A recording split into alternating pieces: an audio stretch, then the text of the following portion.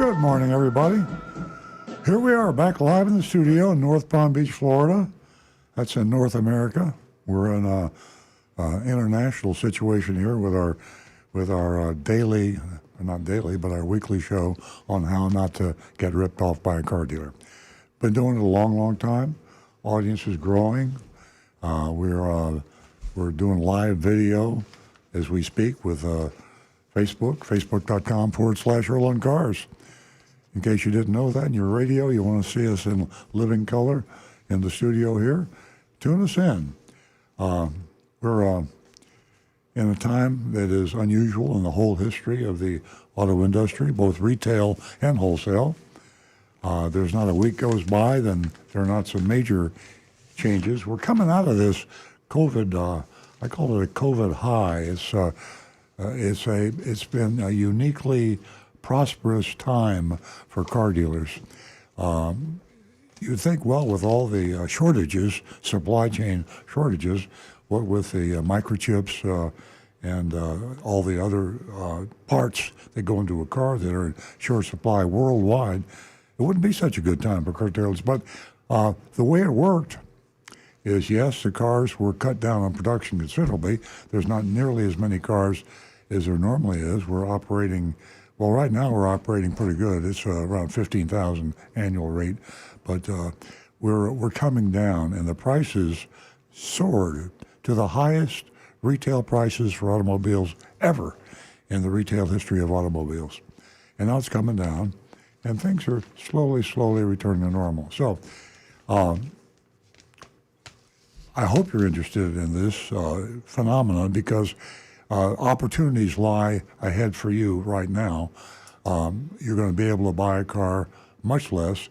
The latest forecast I heard was on CNBC, the finance channel, and it was forecast that we would be back to supply equals demand in the third quarter of 2023. Now that sounds like a ways off, but remember, that's back. We're coming down now, and we see it. We're an automobile dealer family, and we have a car dealership, Toyota dealership in North Palm Beach. So we see in real time what's coming down. We're actually starting to build an inventory. We had zero inventory before. Now we have probably, I'm going to guess, 35, 40 cars on the lot. We've had fewer cars on the lot for a long time. We had no cars because we had a very large order bank. Why? Well, we were the lowest priced Toyota dealer anywhere that we know of, because we capped our price at MSRP. Now, if you hadn't stayed on top of things and you just heard a car dealer say, we're keeping the prices down to MSRP, you probably were shocked. Yes, if you've been in a coma for 3 years, and you just came out of your coma, MSRP is a bargain price for a new car in anywhere in the world. I started to say America, but if you can buy a car at MSRP without any hidden fees and without any dealer-installed options and accessories and all the other surprises that we see weekly on this show, it's a bargain. And now we're not there yet, but we have, as I say, my dealership capped it at MSRP, and that's the reason we're sitting with, right now, over 2,000 new Toyotas on order waiting to come in. Why? Because people can't buy them anywhere else for that little. The people that do buy the cars are buying the cars at X number of thousands of dollars over MSRP, plus dealer-installed accessories, plus hidden fees in the amount of, depending on the region of the country. South Florida, the average is probably $1,500 in hidden fees, multiple electronic filing fee, tag agency fee, administrative fee, prep fee. It's the number of names that they attach to the hidden fee in Florida is only limited by the imagination of the dealer. Florida law, Ashley Moody and her preceding attorney generals in Florida, in their infinite wisdom, decided that they would let car dealers call their hidden fees anything they want. So car dealers are pretty clever. They try to come up with names that sound like government fees, like sales tax, So they use tag agency fee and doc fee and what else? Electronic filing fee. That's one of their favorites. Anyway, here we are, returning very, very slowly to normal. And I had a call yesterday from a reporter from the Wall Street Journal on this subject. And we discussed, I was on the phone with her for at least 45 minutes, and we talked about what we're doing in our particular dealership to relearn how to sell cars, relearn how to deal with competition, and how we should price the cars, and how it's going to be a different world in about a year for everybody in the car business. It won't happen overnight. It'll happen slowly. So here we are to answer your questions. By the way, a key member of the staff here, my son, Stu Stewart, he's actually Earl Stewart III, but we call him Stu. Stu has had a problem with his back, a serious problem with his back. He's right now on a walker. He's not here. Hi, Stu. I hope you're listening. I hope you feel better. But he's a key member of the team, and he's the one that normally handles the text and Facebook postings. We'll double up with Rick Kearney here, and Nancy will kick in, and she's taking some of the load off Stu, what he normally does. Our mystery shopping report, by the way, Stu normally writes that up, and we didn't get that today. We have the rough notes, but we're gonna get by. It was a very interesting report, and we'll talk about it later in the show. We do the mystery shopping report in about the last half hour of the show. We're here from 8 to 10 Eastern Standard Time, and that's 2 hours. We have plenty of time. If you possibly can call the show, we'd love to have you call.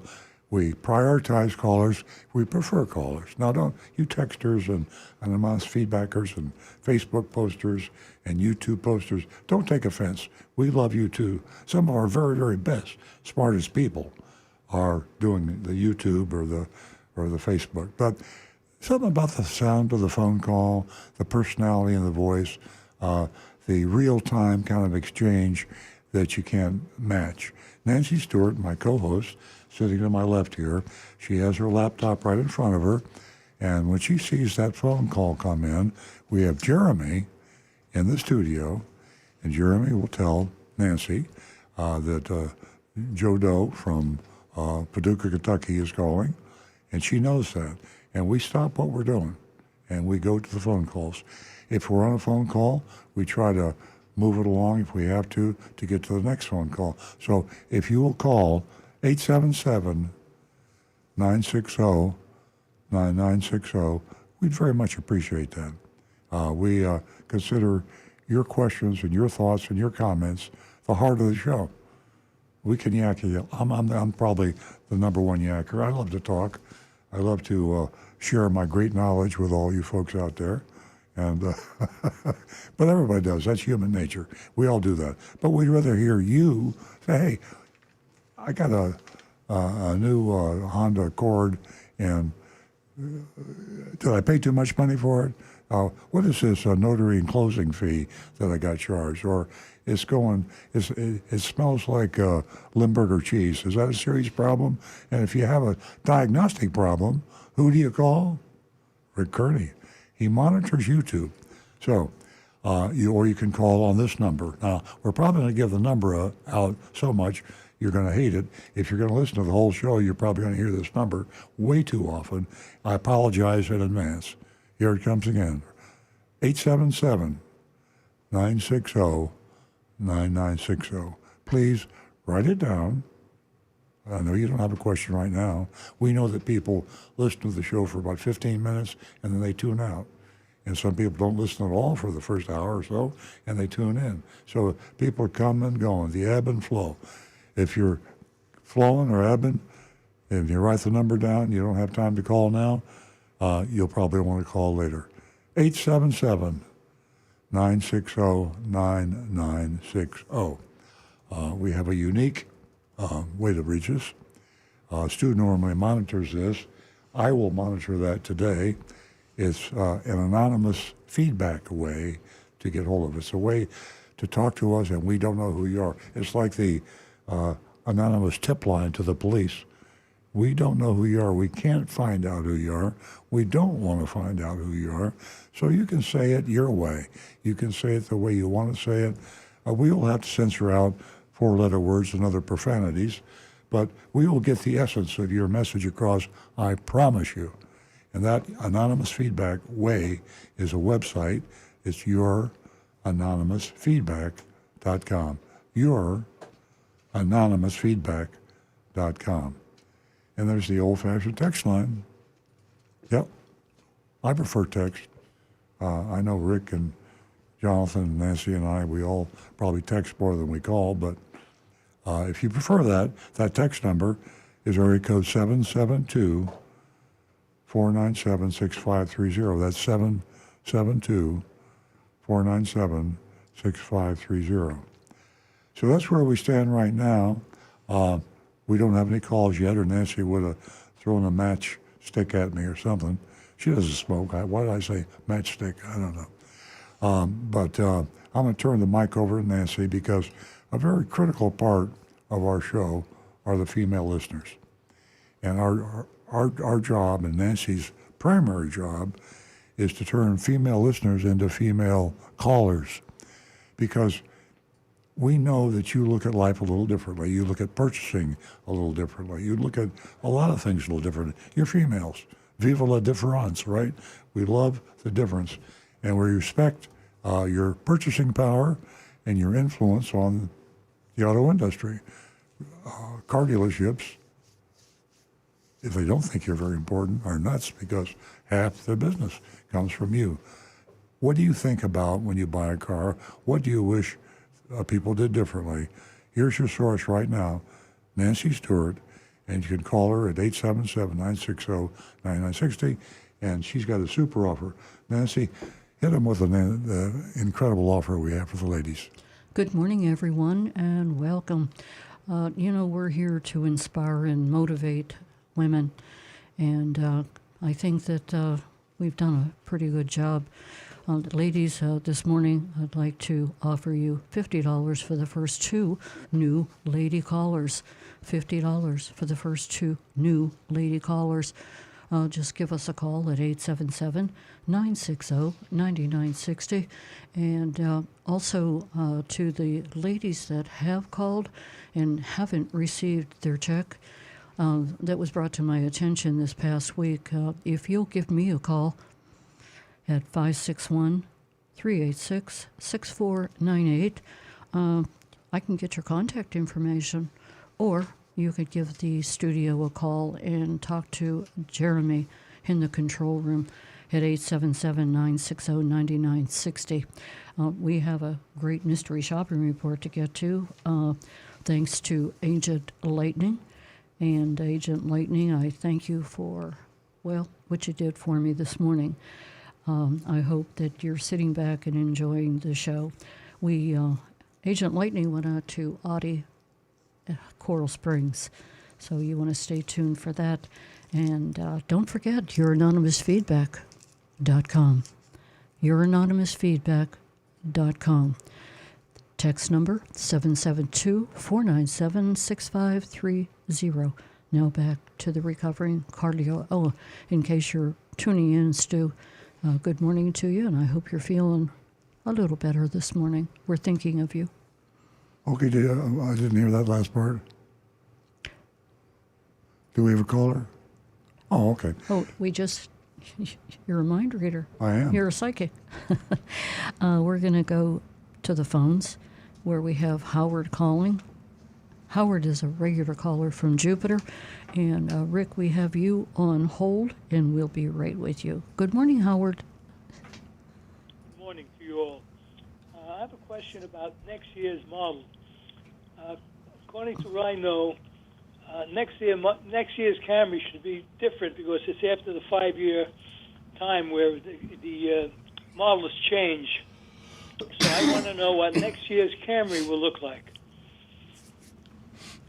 What was the question? What was the Camry? He's asking what we think the next year Camry is going to look like.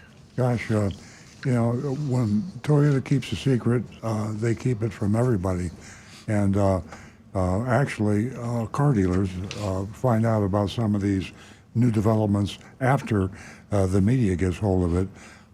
The media, some of the automotive specialists in the media, they devote all their time to sneaking in, climbing over fences, and seeing what's going on in Japan and all over the world. And it's a great scoop when they can find out something like that. So I usually read about the new Camry in the newspaper, or that's an old-fashioned way to do it. I see it on Facebook, I guess, or Instagram. But we don't know. They keep it secret. It'll leak out. It may have already leaked out, to be honest with you. Have you seen? I have not seen any pictures yet. Yeah. Who knows? Probably not going to see a whole lot of body changes. It seems like all cars nowadays are kind of keeping that same general body shape. I'm sure there will be a few design changes, some different lines here and there, but I kind of like to wait and see. I like to be surprised by it. Howard, I think what's going on also today in this unique time, I think a lot of the brain power, engineering, science power for all the automotive manufacturers, including Toyota, is aimed at how are we going to get an electric vehicle, how are we going to get an autonomous vehicle, and in terms of the way it was in the old days, go way back, to the big tail fins and the chrome, and now we're getting into, elegant, sharp-looking design. I think a lot of that focus will be devoted to the fact that if you don't have an electric vehicle in 10 years, you're out of business. Toyota particularly kind of got caught with their pants down there. They focused too heavily on hydrogen fuel cells. And I know the argument's still going on about hydrogen fuel cells, but I think the argument's been lost. I think that the electric vehicle is the name of the game. And Toyota's playing catch-up right now. They're not worried about what the new Camry looks like. Okay. Thank you very much for the information. Thank you Have a very good much, day. Howard. Appreciate the call. Yeah, thanks for tuning in, Howard. We're going to go to Rick in Stewart. Good morning, Rick. Hi, good morning, everybody. Quick question. I am in the market for a car. I've been looking around. I've gone to a few dealers, and it's a really terrible experience. I mean, I had more fun getting a colonoscopy than go and look for a new car. It's ridiculous. I mean, okay, so now I know you mentioned many times about the dealer prep fee and how that's just a bunch of BS. So now, could you tell me what fees exactly that I should look at the guy and say, I'm not paying that because I know it's a bunch of bull? So what fees exactly would you go with that?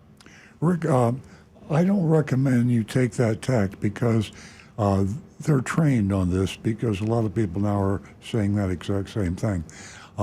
And in fact, in some dealerships, the fees that they charge, the hidden fees, are baked in. The salesperson has no control over them.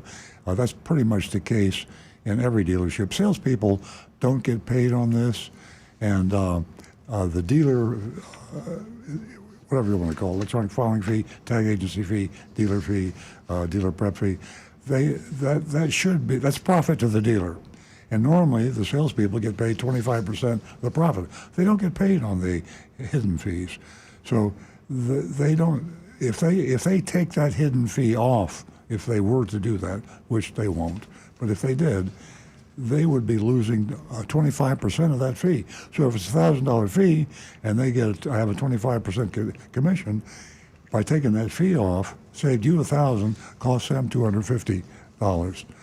www.ain'tgonnahappen.com. So the person who... But are they itemized? Are these fees itemized when you sign your contract? Could you say, look, what is this? Could you question what is this fee, what's that fee, or they just melt it into the price? Are they itemized? It varies from dealership to dealership. There are some dealerships, the most underhanded, the most devious dealerships, you don't see the hidden fees until you're in the finance office. Most dealerships will have them on their worksheet, which is not a legal document, and they tell you that in the fine print. It's the worksheet. And so they put them out there, but they're disguised to look like government fees. So if you spot something that's obviously an extra fee, My approach is this. Now, I would say to the salesperson, if I'm Rick, I say, I see these extra fees you have here. You said hidden fee. There's actually probably an average of 3 hidden fees. If you find one, you haven't found them all. There's 1 or 2 more. I say you charge as many of these hidden fees as you want, but I want the bottom line out the door price. And the way I define that out the door price is a price that I can write you a check for, sign the check, hand it to you, get in that car, and take it home without anything else. And oftentimes, in addition to hidden fees, they're adding dealer-installed accessories. They'll put nitrogen in the tires, they'll put window tint, they'll put pinstripes, they'll put mud guards. I mean, they'll put thousands of dollars of crap on the car and expect you to pay it. So say, keep your fees, keep your dealer-installed accessories, anything you want. I want your out-the-door price. Then I'm going to go to your competition, and I'm going to ask them if they can meet the price or beat the price. That way, you don't get into the weeds where you're hearing arguments, well, legally I have to charge you this fee, otherwise I couldn't charge any customer the fee, or I have no control over it. You're playing their game when you argue about the fee. Stick to that one phrase, out the door price. Okay, so if I go to Earl Stewart Toyota because I'm looking for a Tacoma, Yes. do your salesmen already versed in your style of selling, where they're not going to try to con you into these fees? Absolutely. Our salespeople are not paid on the commission. They don't get a commission based on the price of the car. I set the price of the car. Every one of my new cars I price at MSRP. I have no additional fees. I have no dealer-installed accessories. What you see is what you get, is what you pay. It's an out-the-door price plus sales tax, Florida sales tax, 6%, and you also have to pay for the license plate. But you have an out-the-door price on every car online. You don't even have to come into the dealership. You go online, you find the price, then you try to go to the competition and see if they'll meet or beat it. But they have to meet or beat it with an out-the-door price, not one loaded up with hidden fees. Right. Okay, great. Looks like my next stop is Earl Stewart Toyota. And Rick, Thank you, Rick. Rick, I'll wrap this up by telling you that you can read just what we talked about. You can go to Earl on Cars and you can read his, column, all of his columns, as a matter of fact. And the one in particular that would interest you is dealer fees are not bad. Hidden fees are. And this will sort of open the door to all of these fees that they may take advantage of you on. Where would I find that? Those articles? EarlOnCars.com. EARL on cars, CARS.com. Okay, wonderful. Great. Thank you very much. You guys have a great day. Thank you, Rick. Thank you, Rick.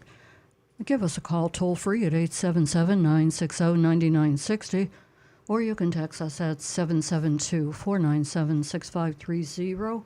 Don't forget youranonymousfeedback.com. Now back to the recovering car dealer. Okay, again, we'd love to hear from you. We're on YouTube, and I know you folks are driving cars now because you don't want to buy them because you're having to pay too much money if you do buy one. So you're trying to make your current car last longer. If you have any kind of a diagnostic issue, Rick Kearney, certified diagnostic master technician, he's sitting to my right here in the studio. He's monitoring YouTube. I guess you're also monitoring Facebook because Stu's not here. And you can post a question. You can call 877-960-9960. That's 877-960-9960, and ask Rick the question.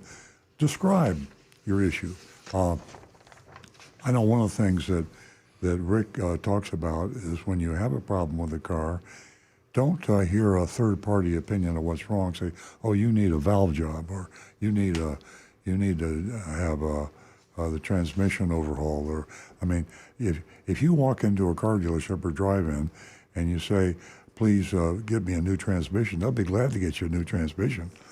But don't diagnose your own problem. Have it diagnosed by someone you can trust, and then get competitive pricing. So you get a free diagnosis right here on the air, live on on this radio station. And you could call Rick Kearney at 877-960-9960. Describe the problem. Okay, I hear a click, click, click going in the lower left-hand side of my rear door. Or I smell something. Describe the smell, what it smells like. Or, in the morning when I go to start the car, you give all the details.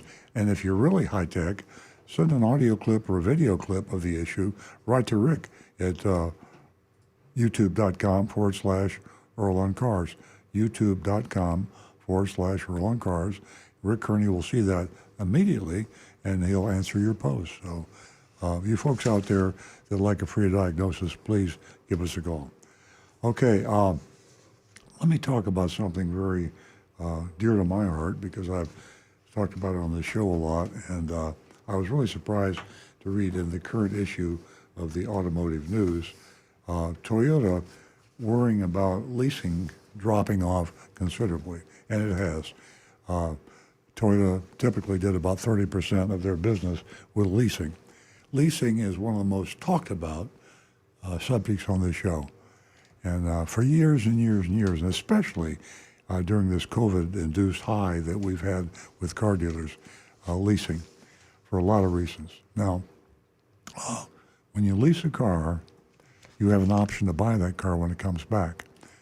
And the whole industry, all the leasing companies, the captive leasing companies, meaning the manufacturers, they all got caught by a big surprise. When you lease a car, they look into their crystal ball, not literally, of course, and they guess. It's a calculated guess of what that car will be worth in 3 years, assuming a 36-month lease. Because in 3 years, they're going to give you something. You don't get much free from car dealers and manufacturers, but what you do get when you lease a car is that option to buy it at a price they guessed at 3 years ago. Well, 3 years ago, the guessing wasn't too good for 2022 in December. Nobody knew what was going to happen. So your car is coming back at a bargain price, and it has been for about a year now.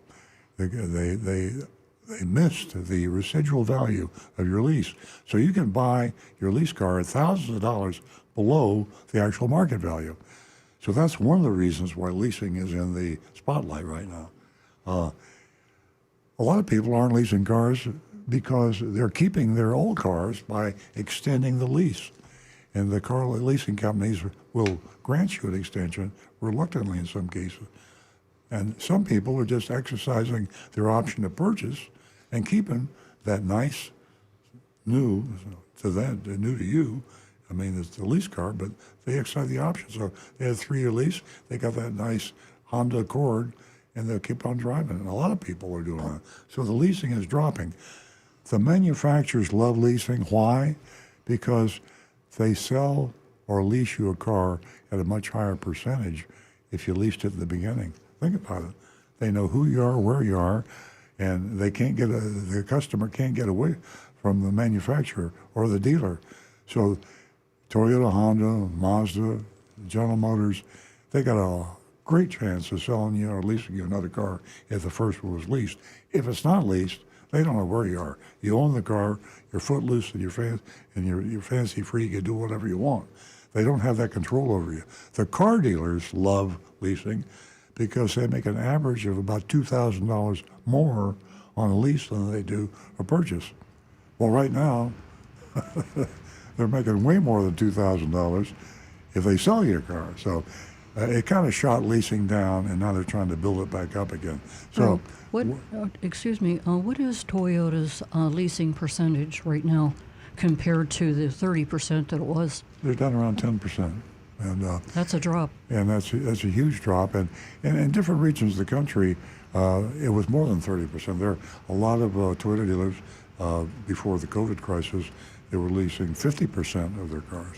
So I think lack of inventory, lack of incentives has really affected the whole climate.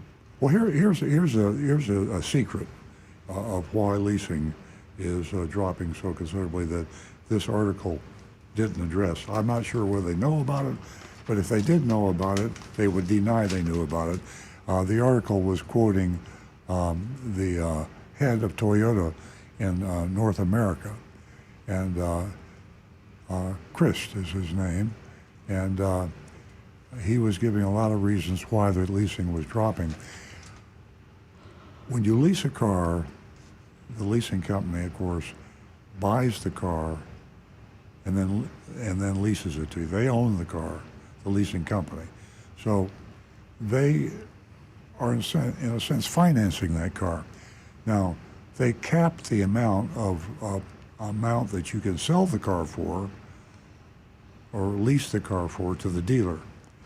Now the dealers are selling the car at thousands of dollars over MSRP. Well, guess what? The leasing companies, the Toyotas, the Hondas, the General Motors leasing companies, will not be gouged. They will not buy the car for the price that the car dealers can and are selling the cars for because of the car shortage. That's why leasing is dropping off. I mean, the dealer can make a whole lot more money by selling you that new Honda Accord for $5,000 over MSRP because Honda leasing would drop the amount they would finance and require the lessor, the lessee, I should say, you, to pay $4,000, $5,000, $6,000 upfront to lease the car. You're not going to do that. Okay, that's the truth. So, again, back to the beginning, leasing is not something that you're going to see come back soon, and all the leasing companies and the dealers are going to try to get there, but they're not there yet. We're going to take and change gears for a moment. And hey, folks, give us a call. Let us know how you feel about this topic that we just covered on leasing. 877-960-9960. We're going to go back to the phones where Walter is calling us from Stewart. Good morning, Walter. Good morning. I had 2 quick points. During the height of the pandemic, Toyota would offer a concierge service at no charge. Now, recently, that has become an issue, and they did reluctantly offer me that service. But I was wondering what your thoughts are about the customer. I live within 5 miles of the Toyota dealer, about even charging for concierge as an adjunct to increase service. Second point, especially when you're building a new dealership and the service advisors are either standing or sitting in extremely tall chairs, and people that have disabilities don't even have a place to sit while they're discussing their problem with the service advisor. I find that to be very disturbing, and I'm shocked that it's not a violation of the Americans with Disabilities Act.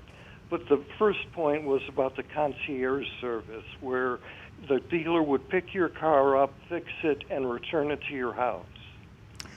Well, Walter, that's a very good observation. I think there's a lot of, I don't know what the word is, lethargy going on now in car dealerships. The owners of the dealerships, the general manager of the dealership, the management team, because of the unique situation where car dealers are making so much money in the new car department, the focus has been taken off customer service. And this is something that's going to have to be relearned. I think I mentioned at the beginning of the show that I was contacted by a reporter for the Wall Street Journal. And the same thing is that you described is happening to some degree at all dealerships, even my dealership. You don't see the way I see it, but it's hard to sell cars. It's hard to keep customers happy. It's a real challenge. And if you want to be the retail car dealership that prospers and has a significant market share in the market they're in geographically, they have to treat customers right, including the disabled and everybody, minorities, everybody.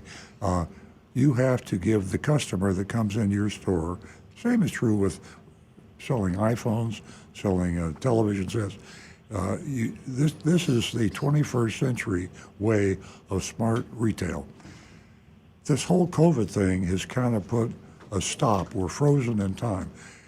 Picture car dealerships that would, car dealerships have always been profitable. Picture a car dealership that's averaged making $1 million a year. Now that's a small dealership. A small dealer makes $1 million a year, okay?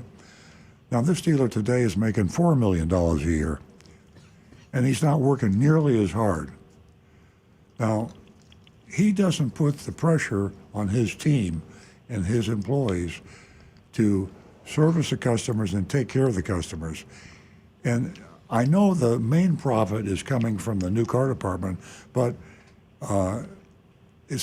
everything starts at the top. So when you have a car dealer or a general manager, all the top management making much, much more money than they ever did and having to work much less than they ever did because the customers are coming to them and begging to buy the car.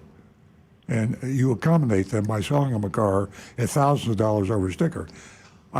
This is why you're being neglected in the service department, Walter, because the management team is remiss in not seeing that the concierge service, that the service advisors sitting on their stools looking at someone that's obviously disabled, not going to assist them, not offering them a ride. These are all things that have to be corrected when things return to normal, which I predicted at the beginning of the show will happen sometime near the early third quarter of 2023. Well, what are your thoughts about, because this particular dealer also owns a Lexus dealer, Yeah. and it's getting to a point where I consider Toyota a premium brand. Yeah. Now, what are your thoughts about even charging the customer for concierge service? Well, I've entertained this myself in my dealership, and I think that one difficulty the dealer has with concierge service is the distance, some car dealerships, especially today, they have dealers, customers coming from 50, 60, 100 miles away. So, Okay, I'm like 5 miles yeah, or less. Yeah. I think that in my particular dealership, we offer concierge service for within certain zip codes that are reasonably accessible to and from the dealership. But I couldn't honestly say that I would offer concierge service to a customer from Orlando. I mean, the further away from, it gets difficult. But I think it's good business, and I think you'll see Treasure Coast Toyota, and you were talking about the owner there is Sandy Woods, and he also owns the Lexus dealership in Fort Pierce, I believe, and I'm sure he sees things returning to normal, and especially in a Lexus dealership. Lexus customers are used to being pampered. They're used to being taken care of, and most luxury dealerships treat their customers far better than a Chevrolet dealer or a Toyota dealer or a Honda dealer. You get much better treatment at a Cadillac store or an Acura store or a Lexus store. So your observations are I hope people are listening. I hope Treasure Coast Toyota is listening. This is not the way you treat your customer. Well, the other thing is that once you offer something and then you take it away, Yeah. that comes as a shock. Exactly. And in other words, if you did it then, why didn't you do it now? Yeah. Yeah, just being honest with the customer, they might not like it, but if you just ignore it, that angers, we're all consumers. I'm a Toyota dealer, but I'm also a consumer. And right. And I one of my strengths, I like to think, as a businessman and a car dealer, is that I can identify with consumers. Every time I go into a store, whether it's Costco or Target or Walgreens, every time I go into a store, I think of it, I'm a consumer. How do I like being treated? Would I come back here? And if I wouldn't, where would I go? That's the way my mind works. That's the way all business people. You can't just be a businessman in a car dealer. You have to be a consumer. In your mind's eye, you have to see how your customers feel when they come into your dealership. This Wall Street Journal reporter that called me yesterday was amazed that I mystery shop my own car dealership. We mystery shop, as you know, if you're a listener to the show, other car dealerships all around Florida, in fact, around the U.S. We shop every week. We've been doing it for 20 years. I shop my own dealership. Why? Because this way I can see my dealership through the eyes of a mystery shopper who is a typical consumer. And the boss never sees what's really going on. If Sandy Woods, the owner of Treasure Coast Toyota, or maybe his daughter, I believe, might be an owner too, if she goes into Treasure Coast Toyota, guess what? Those service advisors are not sitting on the stools. They're running up to say, "Oh, hi, Mrs. Woods. What can I do for you today?" So when you walk into a car dealership and you're the owner, you see things through a different lens, and you don't see that lens when you have mystery shopper. And that's what I would recommend to Sandy Woods and the owners of those two dealerships. Since the mystery shopper's in, read some of our mystery shopping reports on Treasure Coast Toyota and Lexus at Fort Pierce. You can go to earloncars.com and you can read in our archives all the mystery shopping reports of your dealerships and see how you did. That's how your customers did, and not the way you do when you walk in as the owner. Right, right. Well, what I'm going to do is just, as I did in the past, just try to assuage the service advisor to provide that service. That's all I can do. And if they don't do it, they don't do it. Yeah, I mean, exactly. You just have to. They don't have the power. I mean, now what some dealerships do. In fact, we do the same thing. We might not have a car available. Might not have a courtesy van maybe out, but we will have a salesperson take a customer home. And if you look in the sales department, if you take your car into service, you go in the service lounge and you stand around, it looks pretty busy, doesn't it? Now, walk into the showroom, you'll see a bunch of salespeople standing around talking to each other, having coffee, maybe outside having a smoke, telling jokes, maybe playing solitaire on their PC, because they don't have anything to do. Customers come in, that's a price, take it or leave it, because if you leave it, the guy that comes in the door next will buy the car. Salespeople got plenty of time. The sales manager and the general manager of these dealerships should say, "Hey, take Walter home.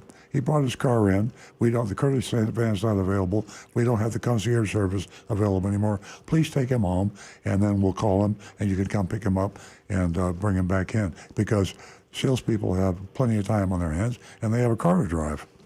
Right, right. Well, listen, I appreciate all your time and your thoughts on the subject. Thanks, Walter. I appreciate the call very much. Great call, Walter. Okay, bye now. Bye-bye.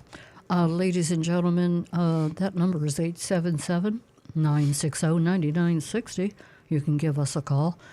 Ladies, that's the number you would use to win yourself $50. The first two new lady callers, you can win yourself $50 this morning. 877-960-9960. And for you others, you can text us at 772-497-6530. So take advantage of that. And boy, I'll tell you, our caller so far has certainly hit on a lot of interesting topics. And we thank you for joining us at Earl Stewart on Cars. We are going to go to David, who's been holding from Tequesta. Good morning, David. Morning. How are you doing this morning? Great. Thank you. Good. I had a question. On a few shows back, quite a while now, I think, I have a 2021 Toyota Tundra. I wanted to get leather installed in that, and unfortunately, the one I had picked out at your place, the wash guy had accidentally hit somebody else's car with it. When I got done, I had to get another car. At that time, they said that I could get leather installed, but I haven't been able to find out how to go about doing that because I said, you guys don't actually do it there, and I wonder if I can get that information from you. Well, that's a thriving industry, David, and that's one. If Stu were here, my son, he would know the answer to that. We have several vendors. There's a lot of vendors out there that do the leather. The markup is typically a couple of $100 to the dealer. What I can do is get that information. If you'll text me, I'll give you my cell phone number. You can text me later in the day, and I'll give you I can text you back the name of some leather vendors, and I'll tell you what my cost is on the leather install on a 2021 Tundra. You got a pencil handy? Great. Okay, I do. write my number down. It's area code 561 Yes. 358 Yes. 1474. 1474. Yeah. And if you'll text me there, I can't get back to you till after the show. We're on the air till 10 a.m. Eastern Standard Time. So I'll get you that information probably around by noon today. Thank you very much. I appreciate it. You're very welcome, David. 877-960-9960. Text us at 772-497-6530. Earlier this morning, I mentioned the fact that there are some ladies who haven't received their $50. If you'll give me a call at 561-386-6498, I can get your contact information and get that check out to you. We're going to go to Mike, who's been holding from Wellington. Good morning, Mike. Mike, okay. Hi, Mike. Good morning. Welcome. How's everybody doing? Great. Good.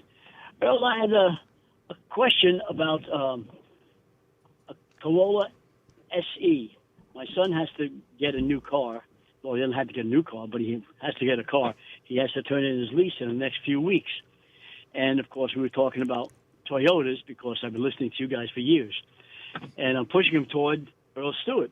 But he went online, and he said they don't show any 2023 Corolla SEs in stock or coming in soon. Can you tell me a little more about that? Well, it's the situation with the microchips and all the other parts that are not available. The cars are coming out slower. The 2023s are coming out slower. If you were to order a 2023 Corolla SE now, your waiting time would be about 6 months, and that would be optimistic.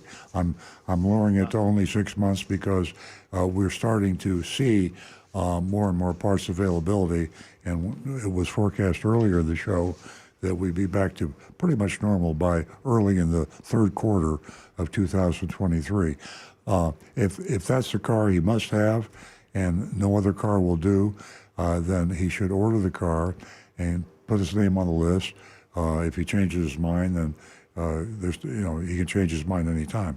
You said he's got a lease car, he's going to turn it in. Has he considered exercising his purchase option on the car he's currently leasing?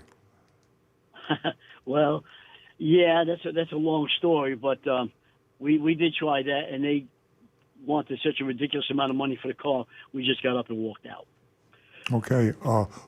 They were crazy about that. Who wants a different amount of money? You said they. It was. I'm trying to think of the name of it. In right down the street from you guys on North Lake Boulevard, the Hyundai dealer. Oh God, I forgot the guy's name. Oh, it's a Hyundai in Napleton. Yeah. Okay, so he's leasing a Hyundai. Napleton. Right. Yeah, they were ridiculous. Yeah. Hyundai, they're not a dealer that I would trust, and the Federal Trade Commission just fined them, $8 or $10 million for so we found out. They can't tell you what the option price is. Your son has a contract with Hyundai Leasing, and that option to purchase is made his right by the Consumer Leasing Act of 1976. And I can give you the name and telephone number of an attorney that he can call that would be glad to give Hyundai Napleton Hyundai a little call and say, you cannot deny him the right to buy this car at the purchase option price. Purchase option price should be well below the model price, the market price. So if he were to call or you were to call on his behalf and just say you talked to Earl Stewart at Earl on Cars, and he said that that it is illegal for them to change the purchase option price, that he must be able to exercise that option price with Hyundai. Now, he's not dealing with Hyundai Napleton on North Lake Boulevard. He's dealing with Hyundai Leasing. The leasing company probably doesn't even know about this conversation.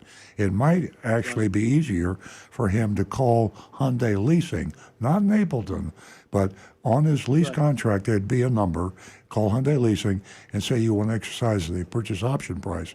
They cannot add 1 penny to that price. That's illegal. Okay, good. All right, thank you. I appreciate that. You're very welcome, I do have Mike. another question for you. Yeah. You show a 2022 Corolla SE in stock. Mm-hmm. Now I don't know if it's still there or not. But it was online the other day. Mm-hmm. And my question is this: it says it's new, and the price you're asking is $24,000, I think 801, which is pretty close to the same price as the 2023 SE. Does that seem right? Well, the used cars are inflated in price now. The price that we put on our website is the actual out-the-door price. The only thing you have to pay besides that is you have to pay the state of Florida 6% sales tax, and you also have to buy a license plate for the car. So, but the out-the-door price is the price. Why is the price on the used car so high? Because of the inflated price of new and used cars. So, yes, strange as it may seem, late model, certified or not certified, used cars are selling above MSRP or at MSRP for a new car. So you say to yourself, well, why the hell would I buy a used car when I can buy a new car? The MSRP is less. It's because you can't buy a new car. Right, got it. You have to wait 6 months. They're not available. Exactly. So, Mike, let me tell you something. I feel bad just having this conversation because I know how you must feel. Here's a used car, and I'm charging more than a 2023 new car. Good news is, probably by the time that 2023 arrives, prices will have come way down, and that price of the new car will come way down too. But right now, people are buying the used car and paying over MSRP. Yeah. Okay. His timing is bad. Great call, Mike. You cover a lot of issues that a lot of people are interested in. So your questions enlighten a lot of people. Thank you very much. Well, thank you. You guys have a great day. Thank you. Give us a call again. Let us know how that all turned out for you. 877-960-9960. Or you can text us at 772-497-6530. Ladies, I'm still waiting for you to call. $50 for the first 2 new lady callers. I think we're going to turn the mic over to Rick. Do you have some texts or YouTube for us? We got a couple things here. As always, for Sue, we will start out with Anne Marie's Good morning, text Anne-Marie. message. Let's see here. She says, "Good morning. My 2013 Camry has turned into a mystery machine, and I'm hoping that Rick can solve the mystery. I will try. Recently, I started on an 800-mile trip in the fog and rain. I drove on the interstate for about 30 miles with no problem until suddenly the tire pressure light on my dash started flashing and then came on steady. I was in the middle of nowhere. I finally found an exit and pulled off the road. It appeared that I had picked up a Phillips head screw in a front tire. I pulled out my trusty pressure gauge and checked all my tires. All tires were holding air. I drove to a tire shop with visions of having to buy a new set of tires. Turns out there was a seed in the tire tread, a little rock or nut or something, which looked exactly like a Phillips head screw. And I have actually seen that. I had a tire shop staff jack up the car and check all tires for leaks. The light was still on, so I had them take off the front tires and pour soapy water on them to really make doubly sure there were no leaks or screws. The tires were fine. They put them back on and the light went out. The weather was still poor, so I decided to leave the next day. The weather was good the next day. I hopped in my car. 30 miles down the road, the tire pressure light starts blinking and stays on in the exact same location as the day before. Once again, I pull off the road and check my tires. They're still holding air just fine at the proper pressure. I had to get back home, so I drove very carefully, no speeding. The car was tracking straight, no vibrations. By the time I traveled another 120 miles or so, the tire pressure light on my dash went out and stayed out.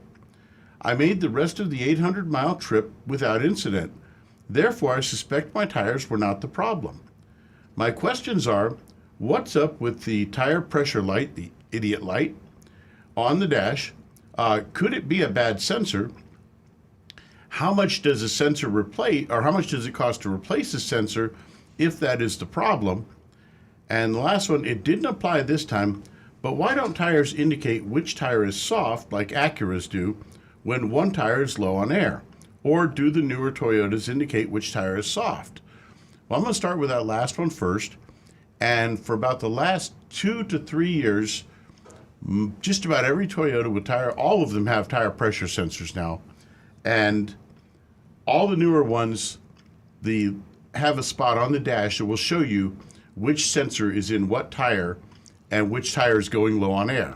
So that actually is the newer technology, has caught up. Now, for the cost of a sensor to replace a tire sensor in the average Toyota is going to run about, I'm going to say about $200 to $250, including the cost of the sensor itself.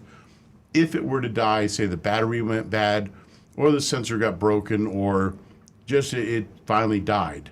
2013 car, it's 10 years old, so they're getting to that age that the batteries might be finally wearing out.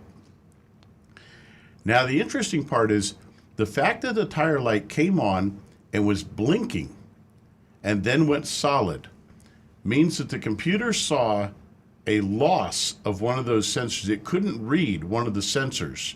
Not that the tire went low on air, which would simply turn the light on solid, but that it was blinking means that the computer can't see one of the 4 sensors.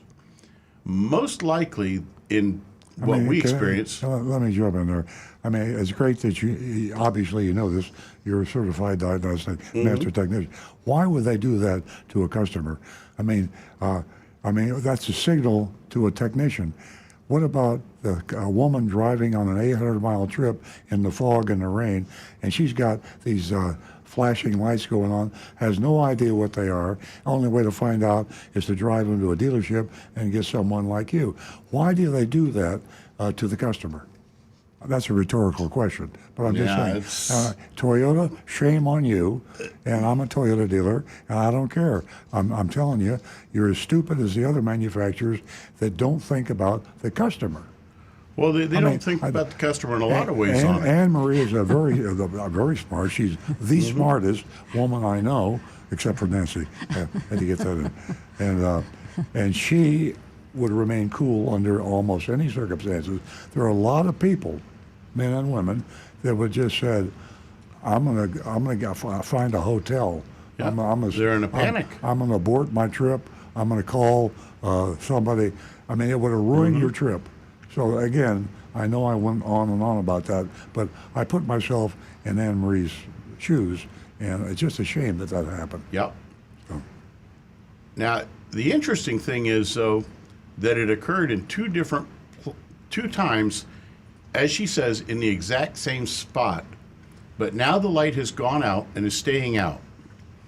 Now, playing the Sherlock Holmes, I would have to say... Play Sherlock quickly, will you? Most likely, somewhere around that exact spot is some sort of a high-energy electromagnetic force, such as high-tension power lines or something like that, a radio tower or something that is interfering with the electronic signal between the sensor and the computer, and that's why it occurred. Could be a UFO. That's certainly possible, too. A meteorite buried in the ground. Yeah. But something at that spot caused that to occur. Yeah. And my recommendation is, if the light has stayed out now and your tires are all at the correct pressures, leave it be and watch it. And if the light does not come back on, don't worry about it. You're fine. Okay. Jim. And Thank you, Rick. Hey, But hey. and all you manufacturers out there, think about the customer when you build these damn cars and your indicator lights and your warning. You remember the first person to see that is your customer, and to get tricky and have something that's only in the tech manual. So that the poor customer has got to go to a car dealership and spend a lot of money to get it fixed. Makes no sense. You should be able to tell a customer in plain English, or the language of the customer, what is wrong with the car. Just tell them. You might have a defective sensor. You might have outside interference. Just give them some hope. Just let them know you don't have to abandon the car in the middle of a rainstorm because you're afraid something's going to happen. Yeah. All right. Thanks, Anne Marie. You're the greatest. Anne Marie, that was just a great question, and yeah, we sympathize with you. But I have to say that you are a great woman, and you are very intelligent and knowledgeable, and you pulled out all the stops. And the reason I know that is because that has happened to me, and you were looking for an answer, and you're not going to quit until you find one. I did the same thing. It was a lot of time put into that issue of that light on the dash. And one of the things that I did, the first things, was the gas tank, and that you can make sure that that lid is closed on it. And you don't know how many times I did that on this. We hope to hear from you again. We're going to go back to the phones. Before we do, let me remind the ladies, please give me a call, us a call, and say hi. Or if you have a question, first two new lady callers can win themselves $50 this morning. 877-960-9960. Or you can text us at 772-497-6530. Don't forget your anonymous feedback.com. We're going to go to Gary, who's been holding. Thank you for your patience, Gary. Gary's calling us from Naples. Welcome. Good morning. Good morning. How are you? We're well, thank you. One, you all do a good job, and I enjoy listening to the show every Saturday. But I guess this question may be for Rick. I have a 15 Hyundai Sonata with 150,000 miles on it. The only thing I ever did to it is replace the turbo. And the car runs and looks like brand new. I use it as a commuter car. Should I have the seals on the engine and the seals on the transmission checked? There is nothing wrong with it, just to be proactive. Well, it certainly can't hurt to have a mechanic just look at them, but the easiest way to tell really is at your next oil change, ask the mechanic to just take a look and make sure you don't have any oil leaks. Would you recommend I change that oil and I use synthetic every 7,000 miles? Since the car has such high mileage on it, what would you recommend? Stick with that. Okay. Ladies and gentlemen, thanks again. You do a great job and have a great day. Oh, thank you. Thanks, Gary. Hope to hear from you again. 877-960-9960. We are going to go to Marty in West Palm Beach. He is a regular caller. Good morning, Marty. Welcome. Good morning. Nice to hear from you. I got a question for Earl. Okay. I ordered my new Camry in March. It still hasn't shown up because it's got a lot of stuff on it.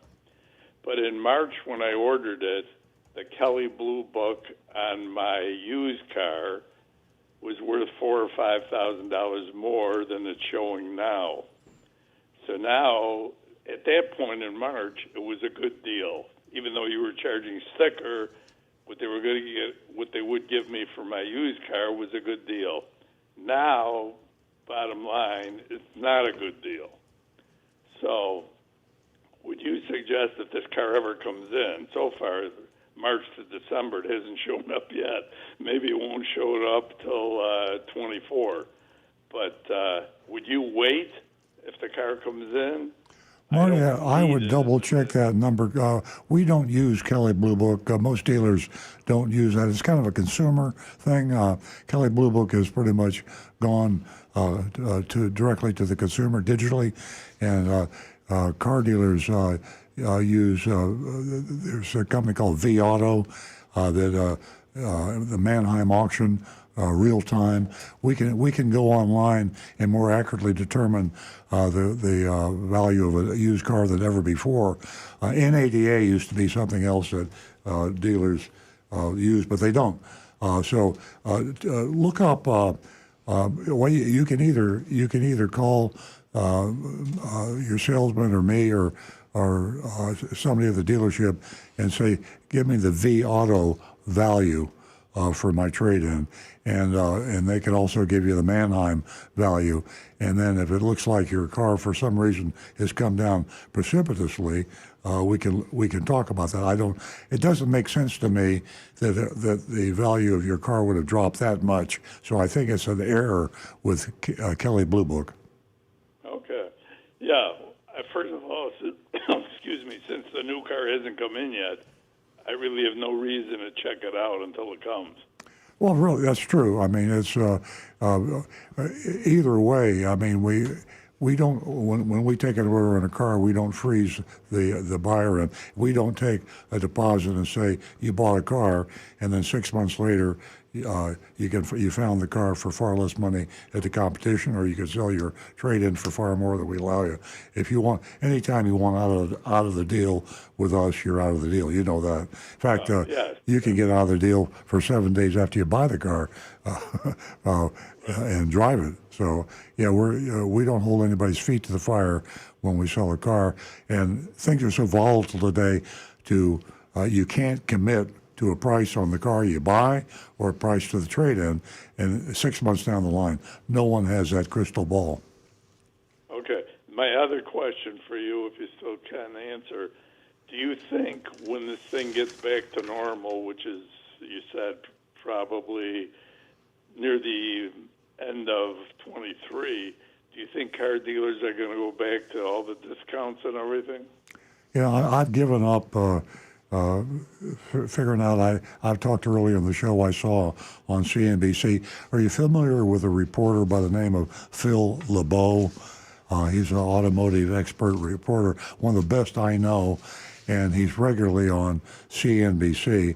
Phil LeBeau, a couple days ago, said that, and to the best of his knowledge, he would think that things would be back to normal in early third quarter of 2023. Yeah, not as normal. Yeah, whatever that is. Yeah. We can all laugh at Phil LeBeau. I'm not going to make any more forecasts, but if I had to guess, I'd go with him. He's a pretty good guy. Yeah. All right, let's see what happens. Like I say, my order was in March, and now it's December. Still hasn't shown up yet. I hear you, Mark. I know how you feel. Thanks, Marty. Okay. All right. Thanks, Have a good Marty. day, everybody. Bye-bye. It's great hearing from you. 877-960-9960. Text us at 772-497-6530. You can also get in touch with us anonymously at www.youranonymousfeedback.com. Now back to the recovering car dealer. Hey, is there a ladies' convention going on? Where are all the ladies? And we have $50 cash for the first two new female callers. Nancy Stewart has got her pen in hand, her checkbook. You call, first time you call the show, the first two new female callers, $50.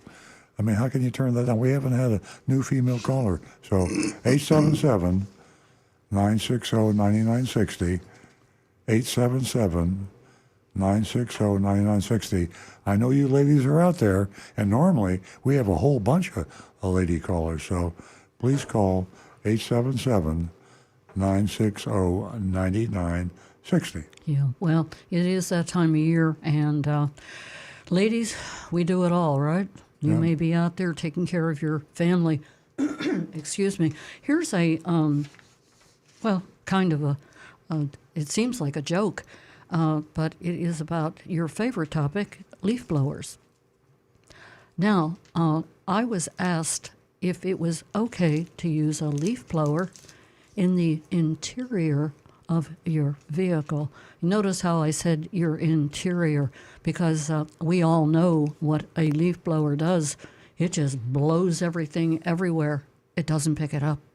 So, give me your thoughts.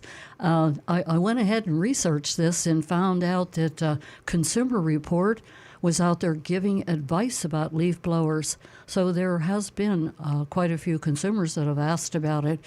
And for me, I definitely wouldn't do something like that. In fact, we're in the process of petitioning the leaf blowers off the earth. So, Rick, what do you have to say? I would recommend a vacuum cleaner. There you go. The old traditional vacuum cleaner. Yep. There's just a lot of places that the debris can end up in all of these cracks and crevices. So that would be a very dangerous. You'd be blowing dust, dirt, debris, sand right into your radio, your speakers, the electronic controls, the buttons, the switches. How about the carbon monoxide poisoning? I digress. 877-960-9960. And you can text us at 772-497-6530. We're going to go to North Palm Beach, where Terry has been waiting. Give us, let me see here. First-time caller. Hi, Terry. Good morning, Nancy. Hi, Earl. Hi. Welcome. I love listening to the show on my way to work Saturday. Oh. So thank you for an enjoyable experience. You're a breath of fresh air. Terry, stay on the phone, and after we're finished, and Jeremy is waiting in the control room to get your contact information, and he'll pass that along to me. How does that sound? $50. That's very exciting. Thank you. You're welcome. What can we do for you this morning? Well, I had sputtering in the car that happened so suddenly, so I took it in and they changed a spark plug and I think the coil. Now it's sputtering again, so I suspect it's another spark plug and coil. When you take the car for servicing, would they be checking all those issues so that I don't have to be without the car again? Should I have just asked for a complete tune-up? Rick will take care of that. Thanks. Well, tune-ups anymore are basically simply replacing the spark plugs. And depending upon what model car, what you have, they can be anywhere from 30,000 mile lifespan to as much as 150,000 is the recommended replacement time on them. The coil packs, unfortunately, when one goes bad, we find that the others usually aren't too long for this world. So one of the things we'll recommend is if you've got one coil pack that has died, we usually recommend, hey, do you want to do the rest of them now? Just get them all in one shot, and it's a reduced labor cost.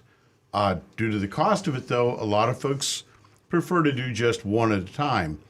So most likely, yeah, if one has gone bad, it's a very good chance that a second one has died. I suspect it as such. I'm a little disappointed in my regular mechanic for not having recommended checking all of them or replacing all of them, because I take really good care of my baby. Mm-hmm. Oh, and your baby will take care of you. Oh, I know. You're absolutely right. It's a 2011 BMW 3 Series. I got it over at North Palm Mercedes. It only had 30,000 miles on it 2 years ago. I think It was a snowbird car. Wow. So I'm just at 66,000, and it runs great. But now I'm very sad that I'm getting sputtering again. So I'll call and see if they would do something on a package for a tune-up. Yeah, absolutely. Yep. Yeah. Excuse me. And Terry, stay in touch with us. Let us know, Oh, I'd love to. How it all turned out. Okay, good. I'm a member of the Sunrise Club, too, on Facebook. Oh, are you really? Hopefully we'll have a sunrise one of these days. I know. I'm shocked you can get up so early, but more power to you. We've been announcing babies recently. We have a Maisie Maisie Elizabeth Stewart, who was born just this past week, and the week before we had Jaden John. He also was born, and wow, it's been an exciting time. But we really, I know, congratulations. Thank you. We really enjoy the International Sunrise Club. It's astounding how many people Mr. Sunrise reaches. I know. I see all over the world comments. I'm telling you, from everywhere. Thank you so much, Well, Terry. thanks for answering my question, Rick. Thank you both. You're welcome. 877-960-9960. And you can text us at 772-497-6530. YourAnonymousFeedback.com. You can go right there and voice your opinion. Rick, do you have any anonymous feedbacks? Well, we've got a text in, Okay. and this one actually is anonymous. He says, I called, but always a business signal, so I'm texting. I put cash on a new 2017 Cadillac CTS in 2018 from the dealer. Yes, it was still on the lot. It had 2,000 miles on it, but was never titled. After 3 years and 80,000 miles, I use it as a work car and also always serviced at the same dealer. The differential went bad. The dealer's service manager told me the part was on back order with 4 customers waiting. About a year ago, I told them to put me in line for the part, as I also could not find a used or rebuilt one. Recently, after having a mechanic service not connected with my dealer, my 99 Corvette, who does good work, I asked him if he could look for a differential for the CTS. He checked. He said the differential for my CTS is not being made anymore, and he also could not find a used one but would keep trying. I contacted the manufacturer, as I suspected either the manufacturer or the dealer is not being completely honest.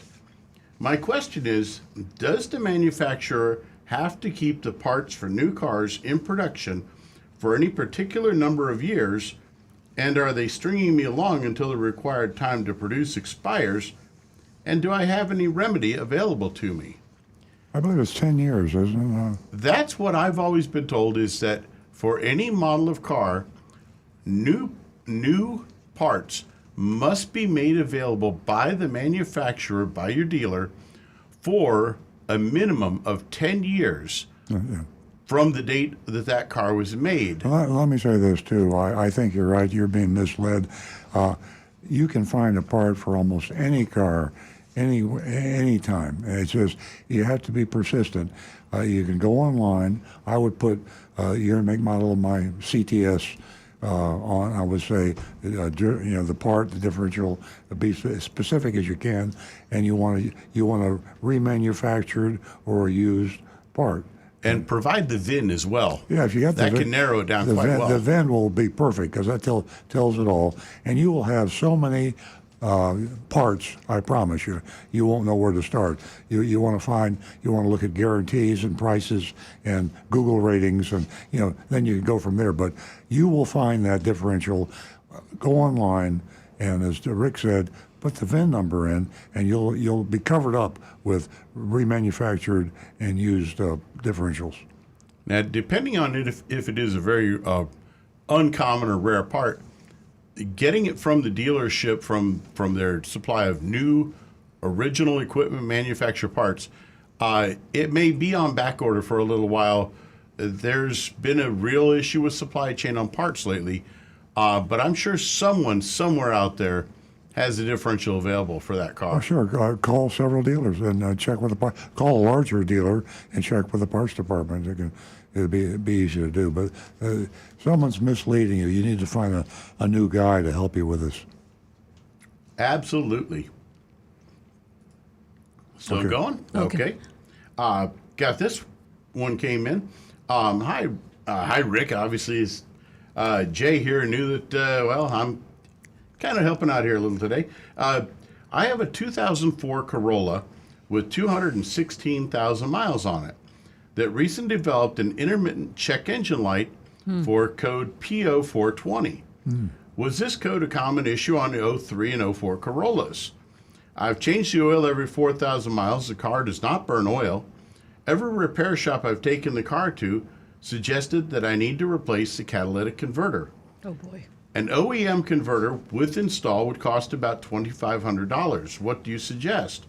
I thought a catalytic converter should last the life of the car. Jay. Well, Jay, unfortunately, sometimes even the best of parts do fail. And yes, a code PO420 is exactly definition for a catalytic converter. It's one of those codes that just says, nope, that's the only thing that's going to cause it. It's the cat has deteriorated. It's no longer doing its function properly, and you should replace it. And $2,500 from a dealership for the OEM part, yes, that is about the right price because the catalytic converter there is built right into the exhaust manifold. So yeah, that's pretty much what you're going to pay. This is where you have to look yourself in the mirror and decide what you want to do, because the car probably runs just fine. And the question is, do you want to be guilty of polluting the planet? If it doesn't bother you, then I wouldn't spend $2,500. What year car was it? It's a 20-year-old car, a 20-year-old 2004. It would make no economic sense to spend that money. And the other, look yourself in the mirror and decide, how honest you want to be or how good you want to feel about yourself. You could trade the car in, and you don't want to run up and tell the person that you're trading it into that it's got a $2,500 catalytic converter that the light's going to come on, and you're going to tell them. So anyway, I'll let you be the moral judge, and I'll be the economic judge. I wouldn't spend $2,500 for a catalytic converter on a 20-year-old car. No, for myself, I would say I would ignore that light on that car, and I would just drive it until the wheels fell off. That car has definitely, it's done its duty, but it's still running, and I would just keep right on running it. Absolutely. Great advice, guys. I couldn't have said it any better. 877-960-9960, and you can text us at 772-497-6530. And we do have the Mystery Shopping Report coming up, and that is from Audi Coral Springs. I want to remind you all that you too can vote on the Mystery Shopping Report. We really encourage all of your votes to see how you feel about the Mystery Shopping Report. You can text us your grade at 772-497-6530. Now back to the recovering car dealer. You know, I did a blog last week. It's you can read it on Florida Weekly newspaper or Hometown News or online. You can go to earlandcars.com. And the title is that Earl and Nancy drive autonomously. For a lot of you who follow the show, I know that we have a Tesla, not only just a Tesla, the Plaid, Model S Plaid, world's fastest production car. We love our car.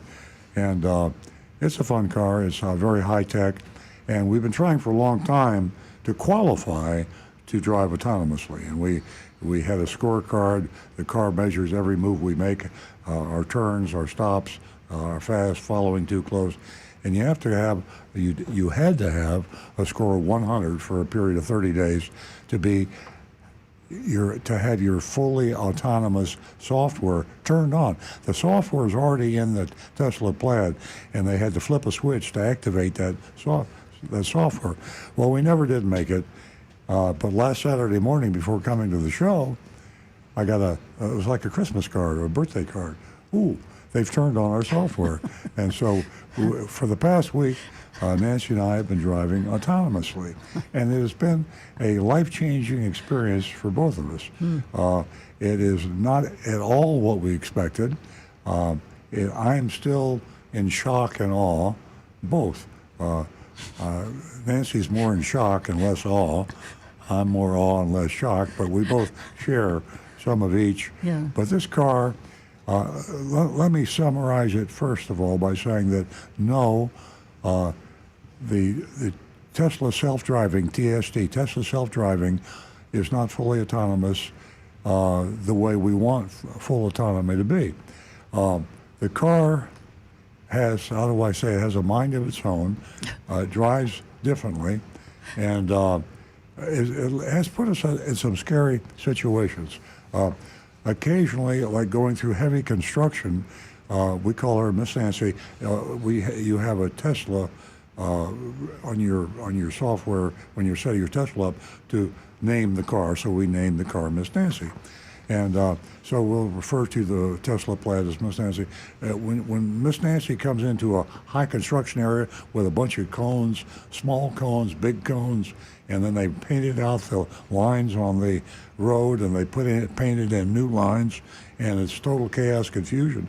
Miss Nancy can't handle it, and she just stops after swinging the wheel around. Extremely difficult, and it is quite an experience. And then the good news is you can easily disengage full autonomy by just tapping a little button on the steering wheel. Easy to do. That's the good news. And once we learn to do that, and you take back control from Miss Nancy, but we found that people on the road don't know that we have a fully autonomous car, and I've never had my horns blown at me more in the past week. And it's almost a lot of hand gestures. Almost getting used to it. Almost like a lot of hand gestures. Yeah. People screaming at us. And it made me feel guilty because I used to do the same thing to people, and now I'm the victim thanks to Miss Nancy. Yeah. Well, I feel guilty because I almost lost my life. Yeah. We were driving the dealership when like the second day we're driving the dealership and we. I said, "Oh, Miss Nancy knows a better way to get there than I do." Miss Nancy got on I-95. I said, "This must be faster." So we're going to 95 to the dealership, and all of a sudden, I realized we're headed for Lake Worth. So Miss Nancy she had a change of heart. Miss Nancy thought that Earl Stewart Toyota was in Lake Worth. It's actually in Lake Park, but that's a long story. Yeah. Anyway, so I had to take over control. And then I put it back on fully autonomous, and we headed back, and she got on Blue Heron Boulevard. These are local streets. A lot of people are listening all over the world. Excuse me for that. But Miss Nancy wanted to make a left-hand turn, but unfortunately she placed us and herself in the far right lane. So we sat there I got out in the far right lane with a left turn signal on for quite a while before I took control of it over. And I could go on about these issues. The reason I'm actually exhilarated by the experience because I'm seeing what she does is marvelous. The ability I'm telling all the bad things, but given relatively normal roads, what she does is amazing. She changes lanes, she slows down, she speeds up. She anticipates. She's extremely careful with civilians. In fact, pedestrians. She's so careful that if she sees a pedestrian in a place where the pedestrian might not want to be, she slows down. Caution likes to get her all upset. And how many times have you been on the road and you go by a fire station? You know they have the caution lights and they're beeping, and it just says, this is what it says to me in the past. Oh, this is a fire station. I better be careful, keep my eyes open, because if there's a fire, these trucks are going to come running out. That caution light will turn to red, and I got to be careful. That's what it tells me. What it tells Miss Nancy, my fully autonomous Tesla Plaid, is I better slow way down.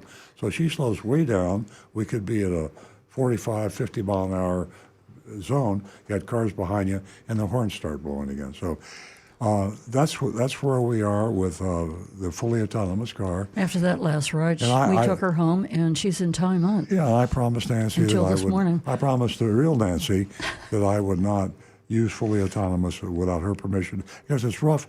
It's rough on the passenger. You have to worry about whiplash. The whiplash. The normal mistakes that other drivers make, the normal mistakes that you might make, and now you got to worry about Miss Nancy's mistakes. So you really are tense when you're on fully autonomous. Yeah, that's an understatement.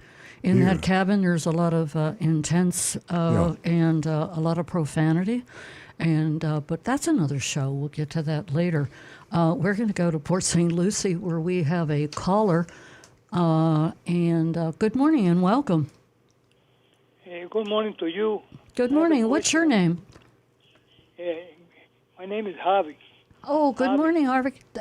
Thank you for calling. What can we do for you? Okay, I have a 20-year-old Impala. Chevy. It's a Chevy. I think it's a Chevrolet. So I want to know instead of putting catalytic converter, I put a straight pipe instead. Is that okay? Rick? Well, technically it's illegal to remove the catalytic converter by federal emission standards, but I doubt very much that anybody's ever going to find out and check on it. No, he's only on live radio worldwide. Well, but how many people out there are named? They know his name, and they know he's from Port St. Lucie, and he knows they had a 20-year-old Chevrolet Impala. They're probably beating on your door right now. Have is that's a fake name, isn't it, Have? Yeah, that's not you. Of course, that's not my real name because. Oh, of course. Right. Yeah.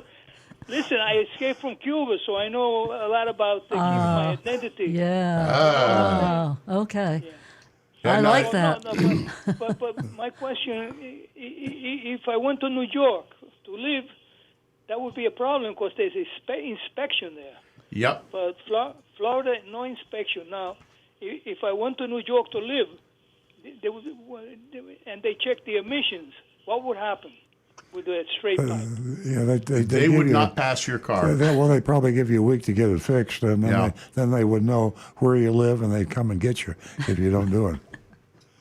Okay, now, you know, in Cuba we have these old cars, and the parts in Cuba, what they're doing, they're refabricating parts, which is incredible, you know what I mean? Mm-hmm. I couldn't believe it, but I'm glad I'm out because, you know, Cuba is not a good place to live, and the best place is the United States. Yeah. And except Earl Stewart, I heard you were a great man, and I appreciate what you do for people. Thank you. Aww. Well, you know, Nancy and I were in Cuba. We were on a cruise a few years ago and went to Havana and toured around. We saw a lot of those old cars.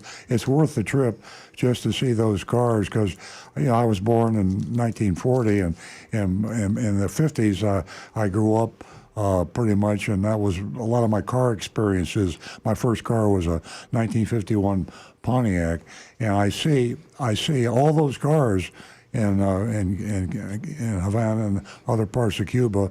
We went took a tour and we saw where they were rebuilding these old cars, and they're absolutely.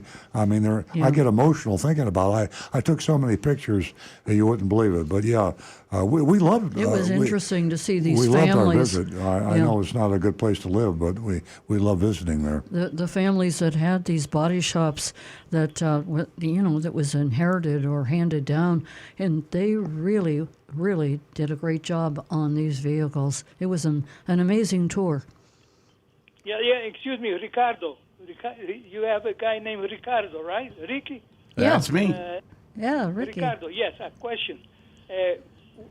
I was driving. You listen to this one.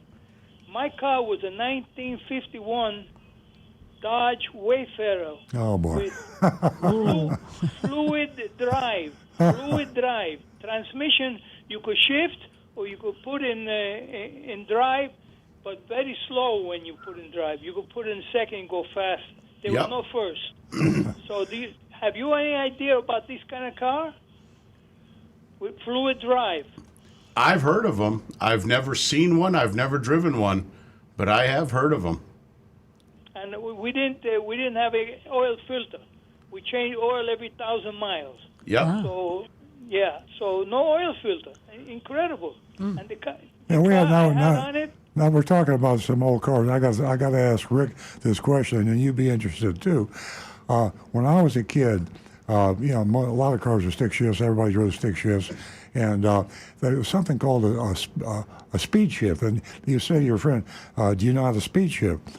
And a speed shift was you would instead of using the clutch, you would rev the engine somehow to match the something, and then you would shift without having to put the clutch in. Yeah, you would actually try to get the engine just at the right RPM. level of RPMs to where when you shifted, you were kind of slipping it out of one gear and slipping into another gear. Yeah.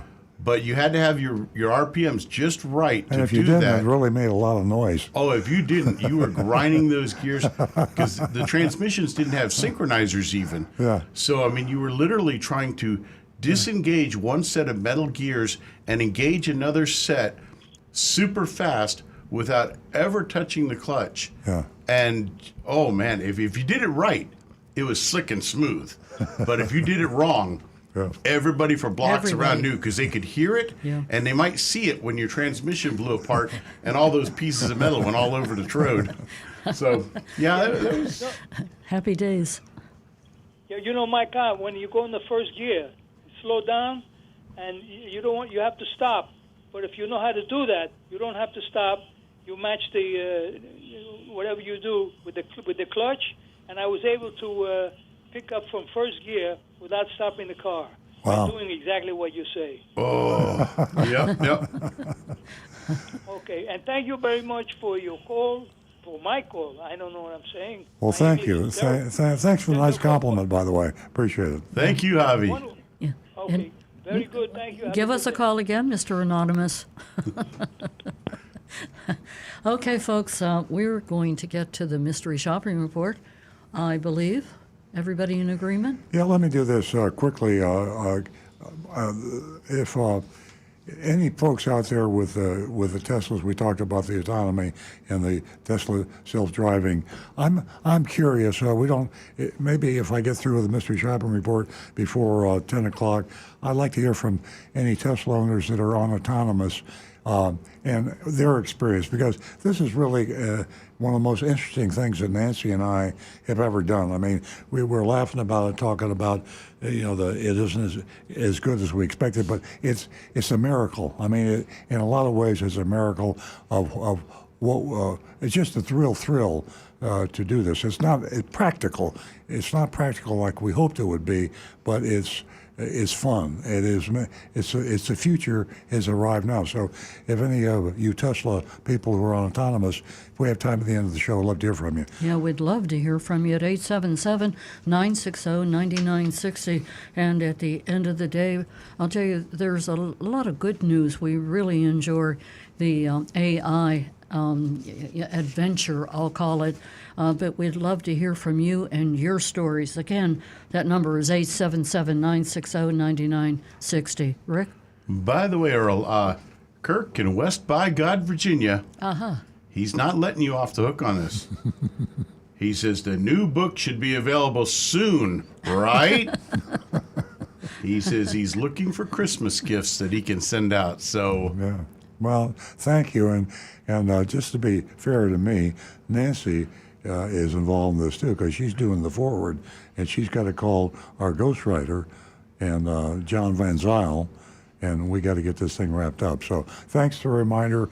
I like being reminded because we got so many irons in the fire. Between our texter and me, there's a lot of reminders out there on this book. So I won't point the blame in any one direction, but somebody's got to hold somebody's feet to the fire. So it might be more like a Valentine's gift than a Christmas gift for this one? No comment. Uh-oh. Oh, boy. Okay. We're going to get back to the mystery shopping report, and that is from Audie of Coral Springs. Audie, Coral Springs. Again, your vote is very, very important, so you can do that at 772-497-6530. Now back to the recovering car dealer. Yeah, if you didn't hear the first part of the show, Sue Stewart, who is the cyber mystery shopping master who handles the mystery shopping reports, he normally writes up the report from the notes made by Agent Lightning. And because Stu, and again, I mentioned earlier in the show, he's got some severe back problems, and we're worried about Stu, and I hope he's feeling better. A lot of pain. He's home now. He was in the hospital for a couple of days, and but he's home now and kind of hobbling around on a walker. So we didn't get this information, and we're going to read from the rough notes. So bear with us as we go through the shopping report of Audi and Coral Springs. Coral Springs right there near Fort Lauderdale in South Florida for you folks listening around the world. And it's the, I refer to that area as the Sodom and Gomorrah of the car retail business. The further south in Florida you go, on the southeast coast, the worse and more dangerous it becomes to buy a car.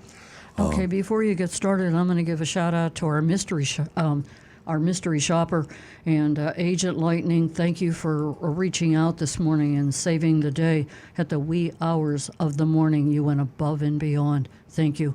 Now back to the mystery shop.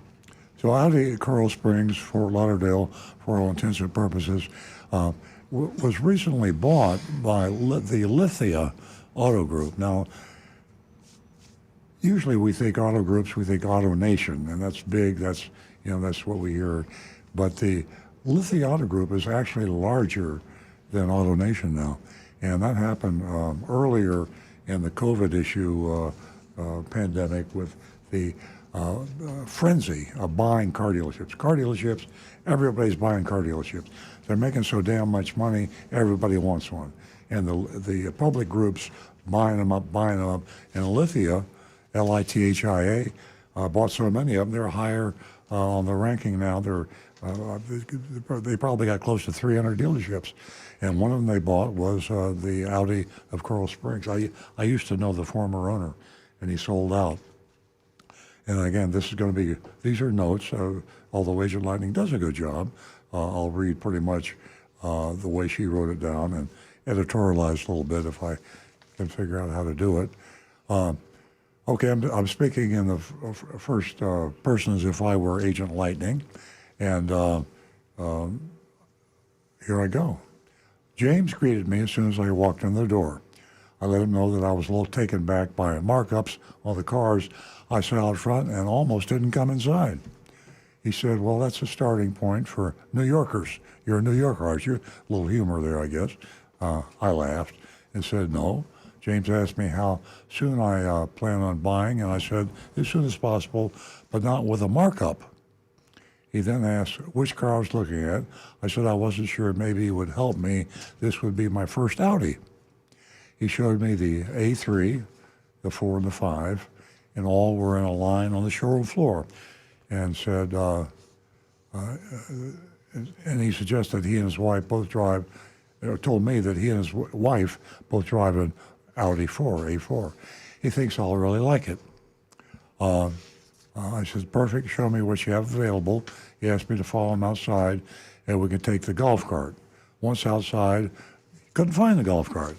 And I asked if I mind walking to the lot, which was over another building. He said, oh, there was the golf cart, so we found it. So again, and I again apologized for the rough notes. He apologized again about the golf cart, and also that they didn't have as many Audi 4s as he thought. Some must have been sold. He said he believes his enterprise possibly bought them. I said that I really like the gray one on the showroom floor. He said, perfect, let's go buy a car. Now, it's interesting to me that Enterprise, they're the very large rental company. They're affiliated with a lot of dealerships, and they supply rental cars for the dealers' usage. And dealers usually buy and sell cars from Enterprise. So they're kind of like a dealer-centric auto group, they rental group, and they provide probably the majority of cars to service customers. He didn't offer for me to take a test drive then, and I think he caught himself and was being lazy, and said, well, it drove nicely, don't you think? I said, well, I definitely will want to drive it before I decide to buy, but I guess I'll take your word for it. He asked if I wanted to see a price. I said, sure. He then asked for my license and phone number. I said he's going to have to come up with something good because I know my other half, my husband, hates car shopping and won't pay up over MSRP. He said it's nearing the end of the year, putting down, will I be putting down money in financing, or I'll be paying cash? I said probably $8,000 to $10,000. He said the owner that bought them out last November, that's when Lithia bought out Audi of Coral Springs, Lithia, and isn't afraid to lose money to sell cars. That's silly, but that's his way of getting you interested. But he'll take off the $1,495 low jack addendum.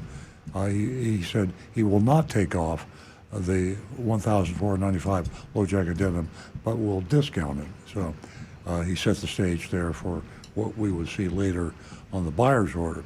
He excused himself and returned about five minutes later with the sheet. He asked what I thought. I said, not too bad.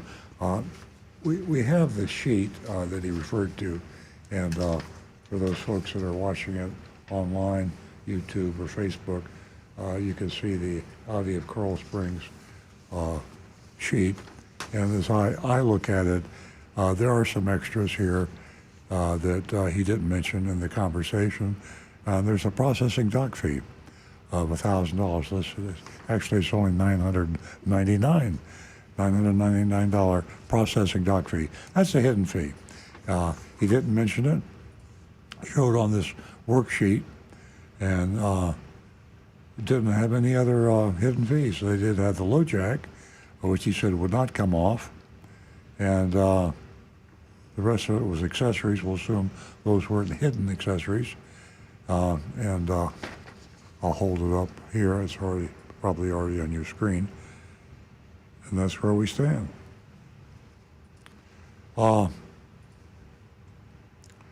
He asked what I thought. I said, not too bad. This is the best you can do. James replied, no. If you're ready to sign right now, I can likely come down another $1,500 to $2,000. I said, okay. He put his hat on. I'll call my husband. Put my hat on, I'll call my husband. He handed me the paper. I said I could go over there and call him, and then he'll come back, come down in price once I get the okay. I said, that's not going to work. He said, okay, I'm here. When and if you're ready, let me give you my card. Let me know. Texting works best. This car was sitting on the showroom floor just as I walked in. He said, do you want that one? It's a limousine of Audis. He does everything, including, I hate to say this on the air, but it's interesting that he would say that to a lady, to a woman, prospective customer. It'll do everything, include rub your butt while you sit in the back seat. I think that's poor taste and not fitting of a professional salesperson. But that's just me. We got plenty of time left here to vote. My observations while we wait for the votes to come in, is that Lithia is a big target. They're a public company. Their numbers are all made public because the Security Exchange Commission requires publicly owned companies to disclose all their numbers, and they better be accurate, or else you get in a lot of trouble. For those folks that follow the financial news, you see what's going on with some of these companies of the cyber Bitcoin type of companies that are being exposed for deceiving people, and that's the Security Exchange Commission. So Lithia is there. They're on top of these things for the public companies.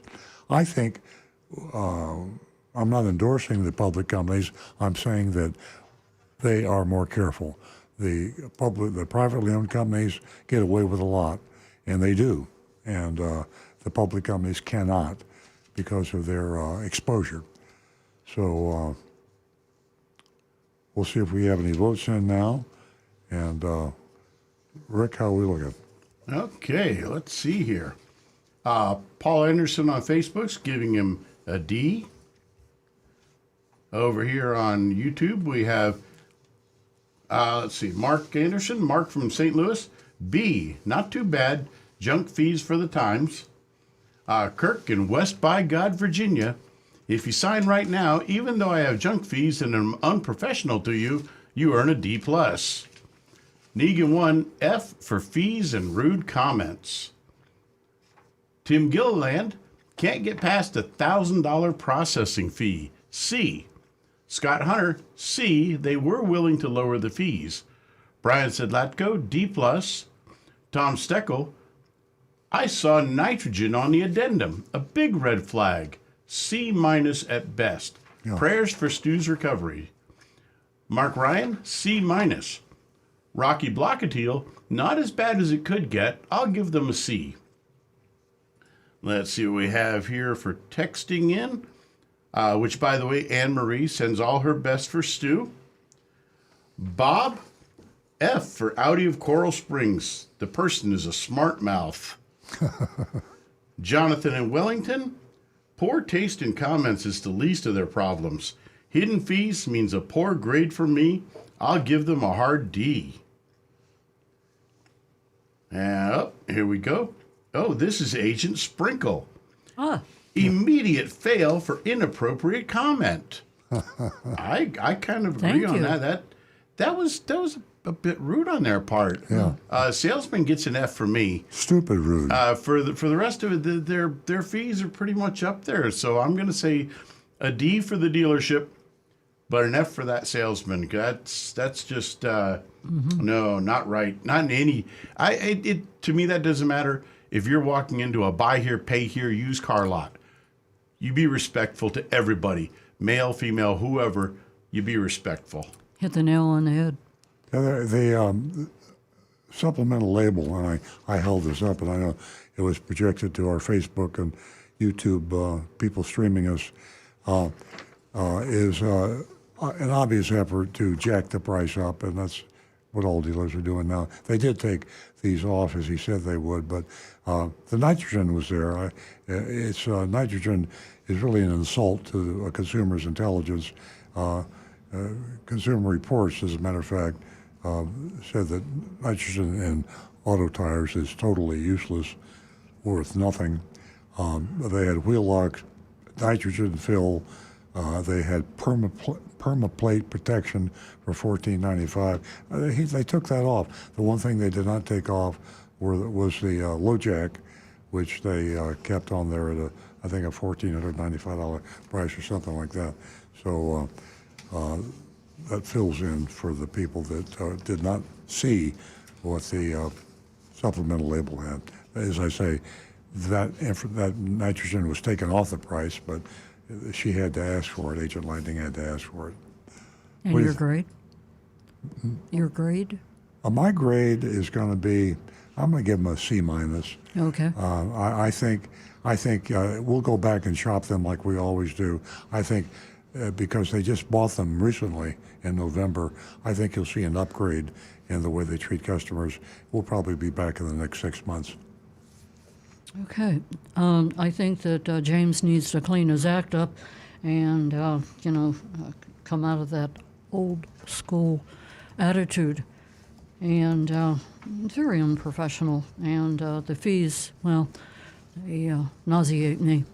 And nitrogen, gosh almighty, I thought that time was over. For all of that, you get an F. F. Pretty tough. I'll give them a C minus, but I'm a little disappointed. I think, as I say, Lithia, AutoNation, the big auto groups out there, you rarely see egregious, obvious, stupid activity at those dealerships. They're just too exposed. And if you want to have some fun, you could go online to any publicly owned automobile dealership, and you can pull up their actual numbers. I'm always shocked at their profit numbers in finance and insurance. And I see how they do it on a per car basis, and you'll see that these car dealerships will make $3,000 on every car they sell on financing. Then you add another, today, $4,000 or $5,000 on every car they sell for the sale price of the car. So, you're looking at close to $10,000 profit per car. And it's just, some of these big dealerships are selling 1,000 cars a month. That's a lot of cabbage. Rick, do you have any more votes for us? Let's see. Just a couple comments. Kevin Bryson says, government fee of $600? They're going to find any name they can on those fees. Yeah, they can call it the government fee, and where you have to be careful. We had a caller earlier in the show, and he was asking what should you do about his hidden fees. And I mentioned to him that in the business office, this is where you're really most exposed because you think you bought a car, but you've dealt on their worksheet, what we showed you today. Rarely do we get to look at the actual legal documents because they're spit out of a computer. Literally, they come out of the computer when you sit down. They're not even there yet. And you sit down, also the computer, fast printer is popping those papers out, and they're dealing them across the desk at you like cards, and they're hitting you like this, and they give you the pen and the initial here, initial there, and when the smoke settles and you get home, if you're lucky, you start reading what you signed and say, oh, look at this fee here. What is that? What is that? What is that? So a lot of your hidden fees, and he mentioned government fees, they're too high. Well, you don't know until they get broken down. So, And Kevin goes on to say, I'll give them a C minus, but only because this is graded on a curve. Yeah, and we got to grade on the curve. Our purpose in life is to guide you. You have to buy cars. You have to buy vehicles. We have to give you a way to go. If we failed everybody, I mean, that'd be cute. That'd be maybe almost realistic because most car dealers treat people badly. But where are you going to buy a car? Well, we're trying to give them a guide, a helpful guide. Voting on the curve, I can understand it completely. But there are times like right now with this mystery shop, it's just so old school. And for that, I just can't vote on the curve. I have got to voice my opinion. Where are we? We back in the 50s, the 60s? And we can't become complacent at all. Yep. Okay. And Tom Seckel says, Napleton is the standard for F. Audi wasn't that bad. The first step is to have the F&I salesman recap the detail of the out-the-door price before he gets into his menu sales pitch. I like that. We'll redefine F as Napleton standards. Oh. So he set the low bar, and so Napleton will be our F standard. Oh. Johnny C. Fradley says, I'm surprised they're not charging for helium-filled tires, claiming you'll get better gas mileage because the car will be lighter. I like that one. All right, Johnny. Yeah, Johnny. You just won the prize for today. That was pretty good, Johnny. I like that. I think we're out of time. Nearly. Ladies and gentlemen, thank you for joining us this morning. We certainly enjoy your company, and we hope that you found the show entertaining and educational. Stay tuned next week. We'll be right back here at 8 o'clock. And myself, I am going to start celebrating my birthday today. I'm going to celebrate, in fact, today. It's Monday, but today.